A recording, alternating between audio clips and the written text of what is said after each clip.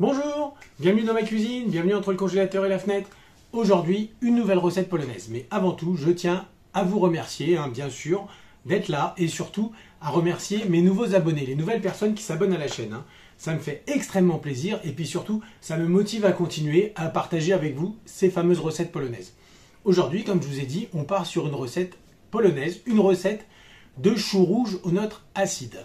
Donc il faut savoir qu'en Pologne, lorsqu'on vous sert un plat chaud, à côté, bien souvent, vous avez une petite coupelle avec des crudités acidulées, qu'on va servir en pickles, en condiment un petit peu.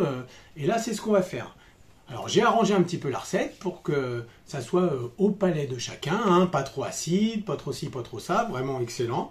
Et vous allez voir, c'est pas compliqué, c'est simple, c'est très bon, c'est très savoureux, c'est même meilleur le lendemain. S'il en reste, n'hésitez pas, le jetez pas, mangez-le le lendemain, vous allez voir, c'est un vrai régal. C'est parti pour les ingrédients. Alors, en ingrédients, vous allez voir, il n'y a pas grand-chose. Il nous faut une demi-tête de chou bien ferme. Pas quelque chose, vous voyez, d'un petit peu vieux, d'un petit peu écarté. Il faut que ce soit top fraîcheur. Une pomme. Là, j'ai une pomme gala, une petite pomme gala. Là, j'ai une cuillère à soupe de vinaigre, un petit peu de sel, une cuillère à café de sucre et de l'aneth. Donc, je dirais une cuillère à soupe d'aneth. Alors, j'ai lavé mon chou. On va commencer par enlever les premières feuilles, les 2-3 premières feuilles, qui sont susceptibles d'avoir un petit peu de terre. En fait, j'enlève jusqu'à temps qu'on n'ait plus le blanc là. Alors, le blanc, c'est sain, c'est rien du tout. C'est vraiment comme sur les prunes ou le raisin. Mais bon, moi, je l'enlève. Donc maintenant, on va enlever le trognon. Encore un petit peu. Voilà. Et on va hacher finement le chou.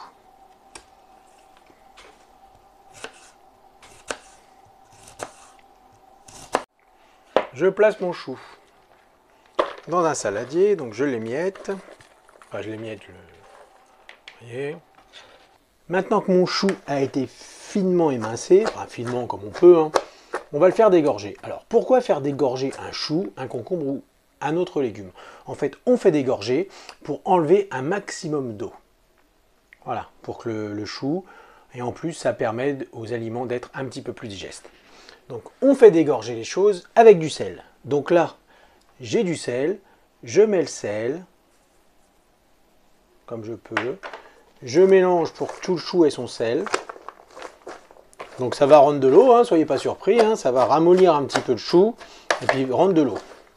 Alors c'est très bien aussi pour les concombres. Si vous faites quelque chose, du concombre à la crème ou quoi, pour pas que la sauce soit pleine d'eau, il ne faut pas hésiter à le faire dégorger le concombre. Et là, on va placer au réfrigérateur entre 20 minutes et 1 heure. Maintenant que mon chou rouge a bien dégorgé, je vous dis une petite heure au réfrigérateur. Je vais l'égoutter. Ça a réduit un petit peu. Bon, les feuilles se sont un peu affaissées, c'est normal. Vous voyez, il y a quand même un petit peu de jus. Et je vais le passer sous l'eau pour enlever l'excédent de sel. Maintenant que ça a bien égoutté, vous voyez, je remets dans mon plat. Maintenant, alors c'est pas une obligation, mais bon, c'est vrai que ça apporte un petit quelque chose quand même. Je vais râper sur la grosse grille une petite pomme ou une demi-pomme. Je laisse la peau pour donner un petit peu de croquant.